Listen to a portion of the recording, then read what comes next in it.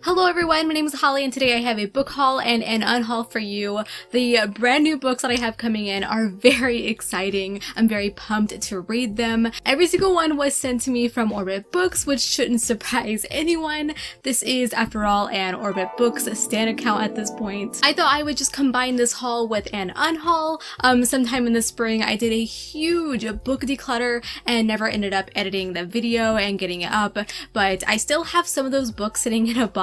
So I'm showing you those today, and some recent ones I have decided to get rid of as well. So every book that I haul, I will be showing you a book that I will be unhauling, donating to a better loving home. So I'm evening things out a bit. We are getting closer to the end of the year and I would like to get my physical TBR down a little bit before then, just so I can go into 2022. Oh my gosh, it sounds horrible saying, being able to focus on those fresh releases and be the best reviewer I possibly can be without stressing out about it. Before we officially dive into this, I want to thank today's sponsor, which is Skillshare. They're an online learning community designed for creatives with thousands of classes. You can level up your skills in a ton of different areas: lighting, photography, video, YouTube, and so much more. I actually started using Skillshare a few years ago as I was starting this booktube channel. It was a valuable resource for me because I was able to get relevant information from creators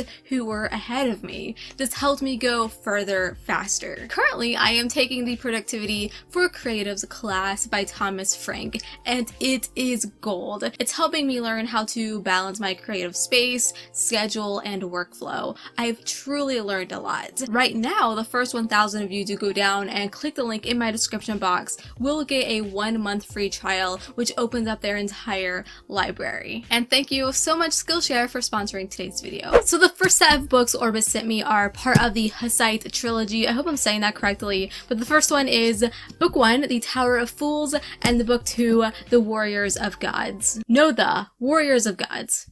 I'm good at what I do. So if you are unfamiliar with these, I'm sure you recognize the author, more famous for his Witcher series.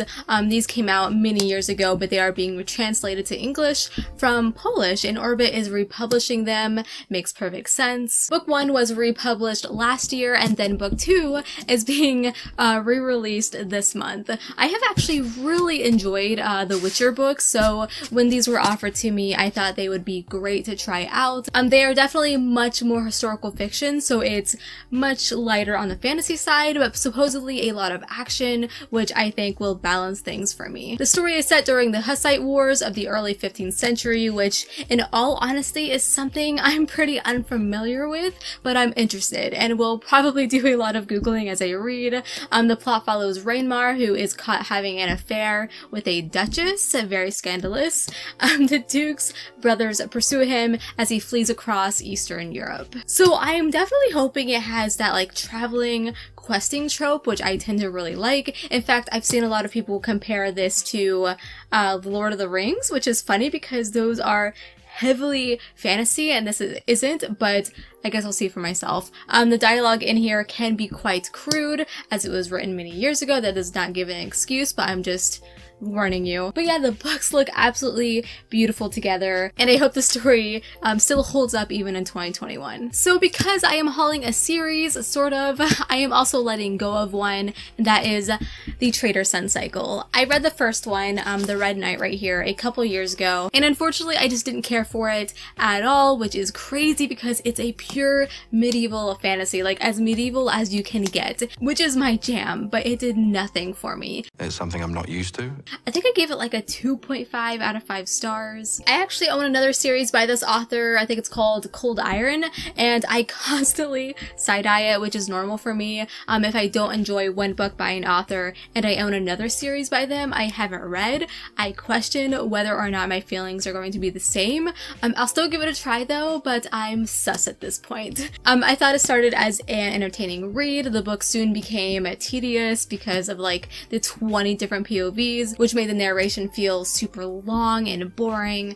It sucks too because these editions are so freaking cool looking, but they are taking up space, and that space I desperately need. So I have here The Body Scouts, which is a new release I am so excited to own. I still need to read it. I think I've mentioned on Twitter that this was going to be my next read, but I keep getting distracted abstracted. It screams cyberpunk to me, with like the talk of buying different mechanical body parts to enhance yourself, and I am all about that. It sounds super rad. I think the one thing I'm worried about, and I want to go into it with an open mind, but there's a lot of mentions of baseball. In fact, I think there's a baseball somewhere on this book. There is, right here. And unfortunately, I do not care for baseball in the slightest. I am a football girl, Raider Nation, so I'm a little iffy on that element of the story. Hopefully it's not like the pasta of the Alfredo dish, you know? But nonetheless, I am super excited for it, and it's a really beautiful book. So since The Body Scout is a beautiful book, I am also going to be unhauling a beautiful book, which is Where Dreams Descend. This is the Outcry edition, but I am never going to read it. It's a YA fantasy romance. It was super hyped when it came out, but I honestly don't have too much to say about why I'm going to unhaul it. I just know it's not going to be for me. I know there are some diamonds in the rough when it comes to YA for me. I have found 5 stars every now and then, but it's too risky, you know? It's way too risky. We will proceed with extreme caution. Someone will be very happy to find this. But I am so happy to have this beautiful hardcover of The Wisdom of Crowds. I, of course, reviewed this in a recent video. I'll link it for you if you are interested. I am still waiting on my special UK edition from Goldsboro, but those will always come in like December. That's how the other 2 were, so we'll see that beautiful book in a future book haul. And then my Joe Abercrombie collection will even be more extra than it already is. The final book in the Age of Madness trilogy, the 10th book in the First Law universe. Absolutely freaking perfection. If you haven't jumped on this bandwagon yet and you love grimdark fantasy, I highly recommend. So on the lines of a book that I've read, I am going to unhaul Phoenix Extravagant, and it's sad because I just recently got this from Rebellion Publishing. I read it, but unfortunately I just didn't fully enjoy it. I reviewed this one in the same video I reviewed The Wisdom of Crowds, so for my full thoughts, watch that video. This one was disappointing in a way that it's kind of, I felt like it lied to me. Okay, I was super kind in my official review, but I'm going to be a little bit harsher here. Spicy Holly is coming out for sure. There's a dragon on the cover. It's labeled a dragon fantasy. The blurb mentions dragons, which is plural, and there's like 1 dragon, and it doesn't even move most of the book. The ending reminds me of a South Park episode, which I found hilarious, and it's all I could think about. And this paperback is so stinking cute, but I'll never want to reread it again. Hopefully someone will find it, and it will be their favorite book. Orbit also sent me Blood of the Chosen. Isn't this book so freaking beautiful? The cover design to this series is so good. This is the sequel to Ashes of the Sun, which also has a rad cover. They look like video game artwork, and I need more book covers like this. Well, we will in fact be getting more books because there will be a 3rd book in this series. It's an adult epic fantasy with dystopian elements following siblings on opposite sides of the empire. I have read 1 book by this author that I thought was okay, but I always said I'd give him another chance, and this sounds way more on my alley. So I am going to be getting rid of The Wolf and the Woodsman, a recent release that I unfortunately didn't enjoy as much as I would hoped. My biggest problem was the protagonist. I thought she was so mean, and you could argue she has a reason to be, but nah, she sucked. She bullies the love interest, and it was just not fun to read because of that. Absolutely not. Someone will be very happy to find this though, which makes me happy. I am super excited to have in my hands Sister Song. You might recognize this book actually as it was published by Macmillan, but now it's being published by Orbit with an even prettier cover, I might add. It's a historical fiction fantasy. I hope I get this right. I apologize if I'm wrong, but I believe it's a loose reimagining of the Twa sisters, which is an old British murder ballad. We follow the children of the King of Dumonia during the Saxon invasion. People are loving this book. Every review I've seen by a fellow reviewer has been great, and I've almost picked it up so many times, and I will very soon. I'm thinking after like my current read. So subscribe if you haven't so you can see my review for this in the near future. Also, this is just such a handsome looking hardcover. It feels and looks very sophisticated. It fits the historical aesthetics, I think. Does that make sense? I hope it does. Unfortunately, I am going to be letting go Persephone Station. I've tried getting into this book twice, twice.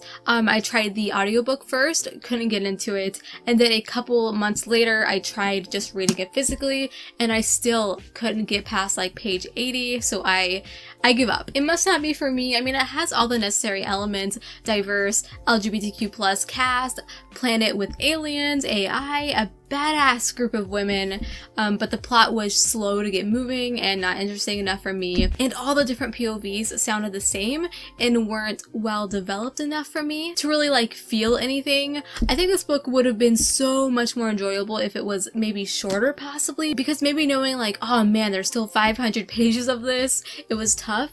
And I'm sad because this cover is really unique. I really like how the front artwork kind of moves over onto the spine. So a sci-fi that I am adding to my TBR is Far From the Light of Heaven. This is an ARC. I've seen the finished copy and it's super cool looking. This is a new adult sci-fi coming from Tate Thompson. It releases in November. It sounds so rad. When it comes to sci-fi, I either want space opera adventure or like horror, and this is a murder mystery on a spaceship, and I am all for that. Sounds like a great read for the fall, honestly, and it's releasing at the perfect time, so mark your calendars for this one. So I have kept hold of this next book for years now because of the cover, and that is The Alchemist of Loom, but I know it's probably not going to be for me, so I'm just accepting it. I'm going to unhaul it. All of this author's books are gorgeous, but they're full of romance, and that's disappointing. I don't know, I'd like to read something from Elise Kova,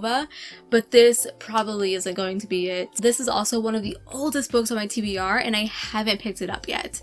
I'm probably never going to. It's definitely at the bottom of my TBR pile, so I'm just letting it go. This next book I'm showing you is actually a book I am currently reading, so I'm not going to talk about it too much. That is The Seven Visitations of Sydney Burgess. And funnily enough, this is a really short book for an Orbit book, which entices me even more, which is why I wanted to read it. It's really nice to read a shorter book every now and then, especially for someone who is way behind on their Goodreads goal.